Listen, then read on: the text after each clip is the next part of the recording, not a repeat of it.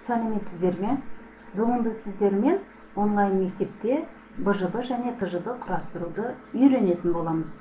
Ол үшін біз Google Chrome'нан онлайн мектепке кіріп, өз парақшамызды ашамыз.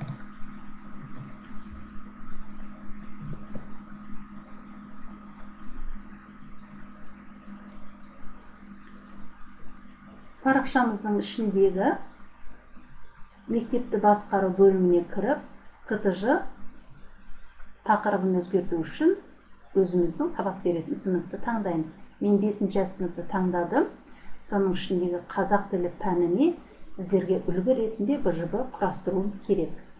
Ол үшін мен КТЖ тақырыбын уақытша ауыстыра тұрамын. Сабақ түрі БЖБ, сабақтың тақырыбы жаңа БЖБ деймін. Енді жалпы сабақтың тақырыбын енгізу үшін сіздер КТП-ға кіресіздер. Өйткені КТП-да 2-ші тоқсанда номер 2-ші БЖБ алынады бәрімізден. Қазақ тілі пәніне кіремін, 2-ші тоқсанды таңдаймын. 2-ші тоқсандағы номер 2-ші БЖБ-ның тақырыбын алуым керек.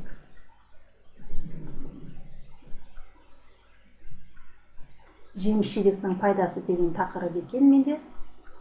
Енді мен осыған сәйкес үлгі ретінде 5-ші сыныптың қазақ тілі пәніне арнап БЖБ құрастырып болған. Сіздерде үлгі ретінде БЖБ құрастырып аласыздар. Сол дайын БЖБ-ны онлайн мектепке жүктеуіміз керек. Міне мен қазақ тілден сіздерге бір БЖБ-ны дайындап қойғанмын. Бұл жердегі тақырыбым 2-ші тоқсан бойынша жиынтық бағалауда бөлім бойынша жануарлар әлемі мен өсімдіктер дүниесі. Мен осы тақырыпты КТП-ға енгіземін. Енді сақтауым керек. Сақталды, БЖБ деп тұр, тақырып тұр, бірақ бұл жерде аяғына дейін толық сақталған жоқ. Себебі БЖБ құрастырмадық. Енді кестеде тұрғанын көру үшін мен кесте бөліміне кіремін де 18-ші қарашаға қойған болатын. Сол 18-ші қарашадағы сабақ кестесін тексерем. Міне тұр. Өту деген бөлімін басам. Бұл жерде БЖБ жоқ. Сондықтан мен қайтадан онлайн мектептің БЖБ, ТЖБ бөліміне қайта өтіп, БЖБ құру деген басам.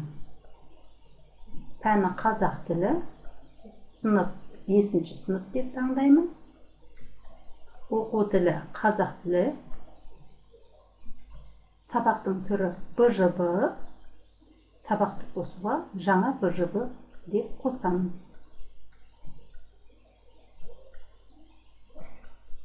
Енді құру. Міне біздің БЖБ-ның шаблоны дайын болды. Ең бірінші бөлім тақырыбын қоюым керек. Ол үшін мен қайтадан БЖБ-ға барамын да, бөлімнің тақырыбын копировать етіп, көшіріп аламын да, мына жерге қоя саламын. Енді оқу мақсаттарын міндетті түрде қоямыз. Ол бәрімізге белгілі. Оқу мақсатын копировать етіп қоя саламыз. Тапсырманы қосу керек. Тапсырманы қосуды басатын болсаңыз, жаттығу түрлері шығады. Бірнеше жаттығу түрлері шығады. Сол жаттығу түрлерінің ішінен таңдамас бұрын сіз алдымен тапсырманың түрін өзіңіз біліп алыңыз керек. Мысалы, менің бірінші тапсырмам ашық жауапты тапсырмаға жатады. Сондықтан мен көшіріп алдым. Ашық жауапты тапсырманы таңдаймын да, тапсырма мәтінін енгіздім. Тапсырма мәтінін енгіздім. Енді міндетті түрде дұрыс жауабын жазуым керек.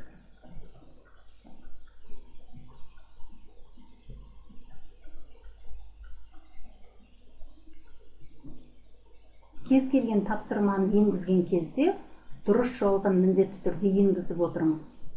Бұл дұрыс жауап тек мұғалімге ғана көрінеді. Сіз БЖБ-ны оқушы орындап келгеннен кейін тексерген кезде сізге автоматты түрде оның жаңағы дұрыс болса жасыл түске еніп тұрады да, бұрыс болса қызыл түске еніп тұрады. Баланың жауабы солай көрсетіледі. Мен дұрыс жауаптарын енгізіп алайын.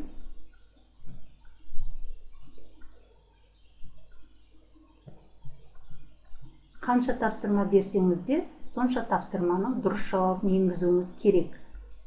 Сондықтан БЖБ-ны толығымен дайындап аласыз. Міне, дұрыс жауабын енгізіп болдым. Енді бағалау критерийін құрамын.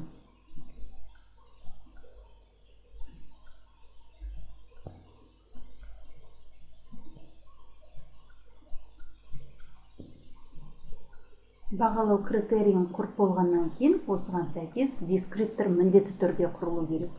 Оны барлықтарыңыз білесіздер.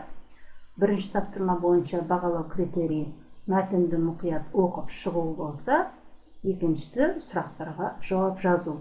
Осы тапсырмалардың дескрипторы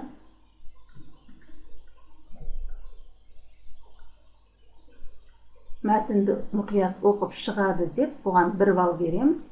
Екінші дескриптор сұрақтарға жауап жазады дейміз де, бұған да 1 балл береміз. БЖБ болғандықтан 2 дескриптор жетеді. Келесі, екінші тапсырманы қосуды басасыз да, одан кейін тапсырманың түрін тағы да анықтап аласыз. Ашық сұрақты жауап тапсырмасын таңдадым. Тапсырма мәтінін енгіздім.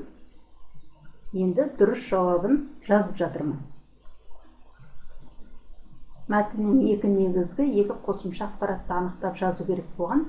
Міне мәтіннің ішінен мен дайын аламын. Балаларда осы мәтіннің ішінен негізгі және қосымша ақпаратты дайын алып көшіре салу керек. Бірақ дұрысын табу керек. 2 негізгі ақпарат кетті. Енді қосымша ақпаратты енгіземін. Бұл дұрыс жауап енгізіп болғаннан кейін, екінші тапсырма бойынша бағалау критерийін құрамыз. Мәтіннен негізгі және қосымша ақпаратты анықтау.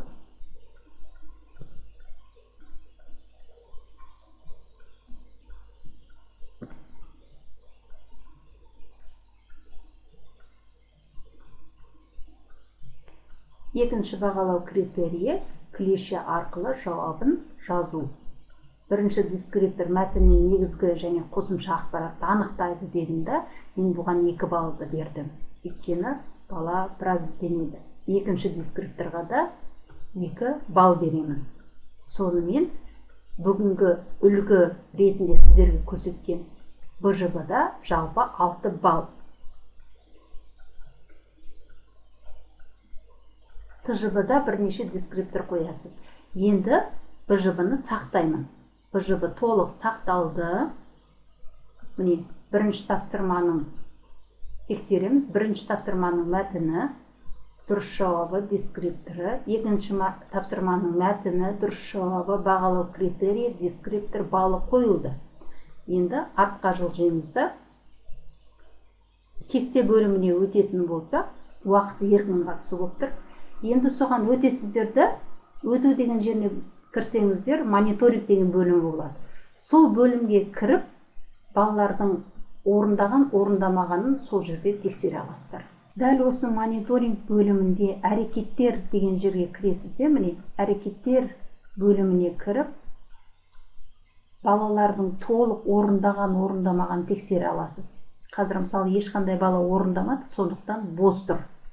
Мына жерде орындалғаннан кейін бірден сарымен белгіленіп шығады. Осы сарымен белгіленген әрекеттер тұсын тексересіздер. Тексеру дегенді басып, баланың жұмысын толық тексеріп болғаннан кейін, мына жерде автоматты түрде балы бағасы шығады. Қазіргі 1-ден 10-ға дейінгі балдық жүйемен бағалаған бағасымен сіздің БЖБ-ңыздың нақты балы көрсетіледі.